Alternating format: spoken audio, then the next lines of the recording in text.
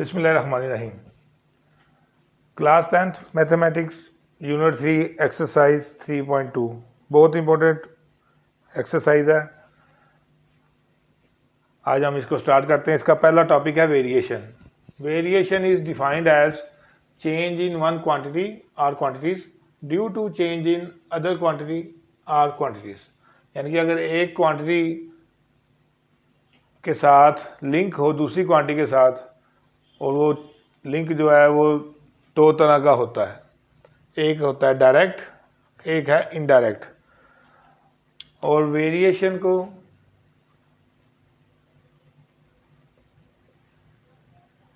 हम डिनोट करते हैं लाइक दिस वन।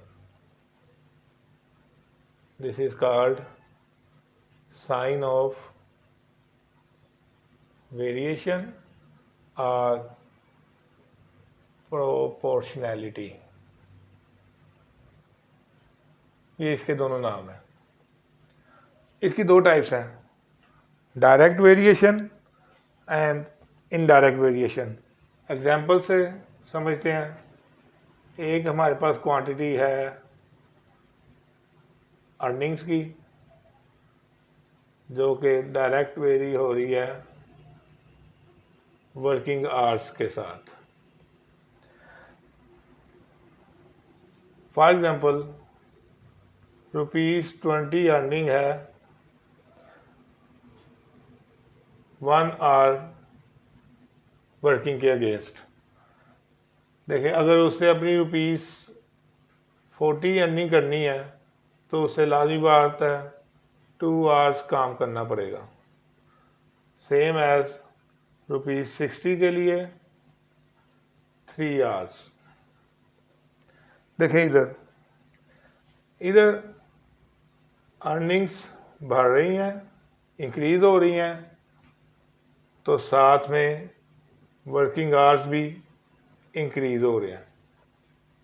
ये है direct variation. And on the other hand, अगर अर्निंग्स कम हो रही हैं, डिक्रीज कर रही हैं, तो वर्किंग आवर्स भी डिक्रीज कर रहे हैं। यानी कि एक बढ़े तो दूसरी क्वांटिटी भी इंक्रीज हो जाए, और एक क्वांटिटी अगर डिक्रीज हो तो दूसरी क्वांटिटी भी डिक्रीज हो जाए। इसको हम कहेंगे direct variation.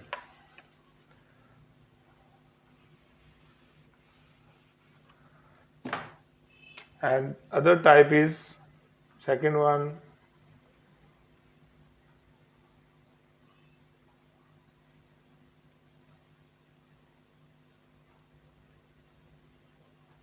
Indirect variation.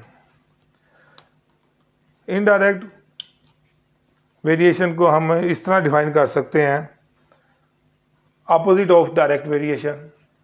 Direct variation में एक क्वांटिटी बढ़ रही थी, दूसरी भी बढ़ रही थी, एक कम हो रही थी, दूसरी भी कम हो रही थी। लेकिन इनडायरेक्ट वेरिएशन में एक अगर बढ़ेगी तो दूसरी कम हो जाएगी, और एक अगर कम होगी तो दूसरी ज़्यादा हो जाएगी। फॉर एग्जाम्पल,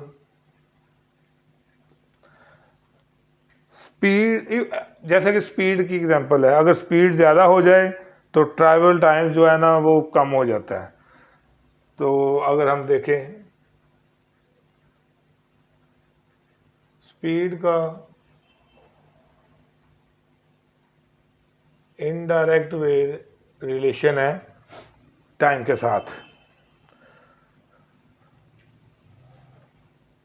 स्पीड अगर 40 किलोमीटर पर आ रहा है तो मतलूबा जगह पे पहुंचने के लिए उसको 15 मिनट्स दरकार है।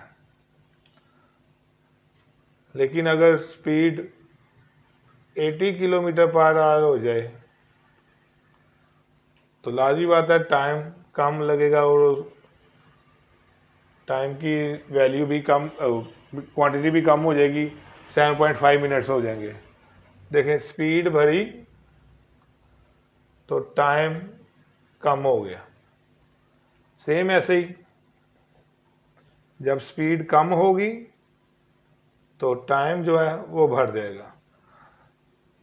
यानी कि as speed goes up travel times goes down.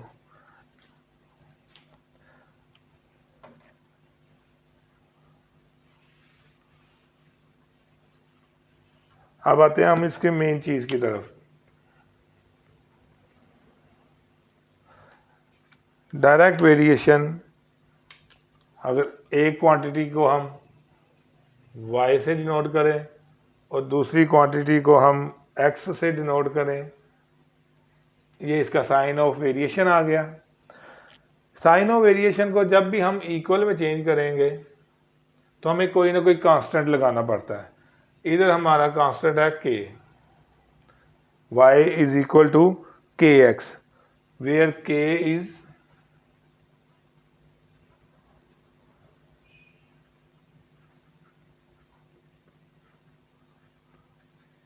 constant of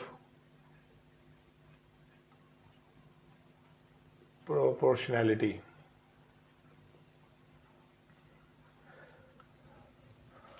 और इधर से अगर हमें कांस्टेंट की वैल्यू निकालनी हो तो हम क्या करेंगे, k इधर x इधर मल्टीप्लाई हो रहा है k के साथ और इक्वल के उस साइन पे जाके डिवाइड हो जाएगा। डायरेक्ट वेरिएशन में हमारी कांस्टेंट की वैल्यू इस तरह निकलेगी।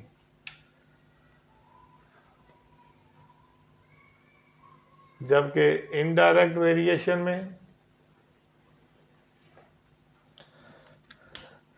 हम इसको रिप्रेजेंट करते हैं ऐसे, एक क्वांटिटी y है हमारे पास, वो इनडायरेक्ट वेरी कर रही है। इनडायरेक्ट वेरी मतलब उसका उल्ट 1/x।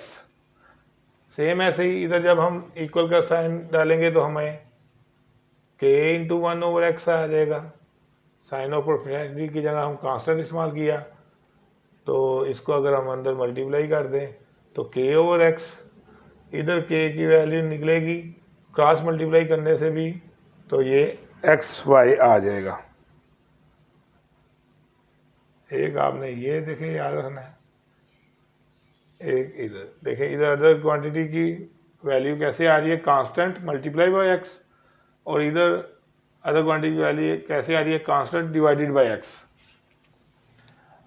अब हम नेक्स्ट लेक्चर में इंशाल्लाह 3.2 एक्सरसाइज के क्वेश्चन सॉल्व करना शुरू करेंगे। बहुत इजी हैं।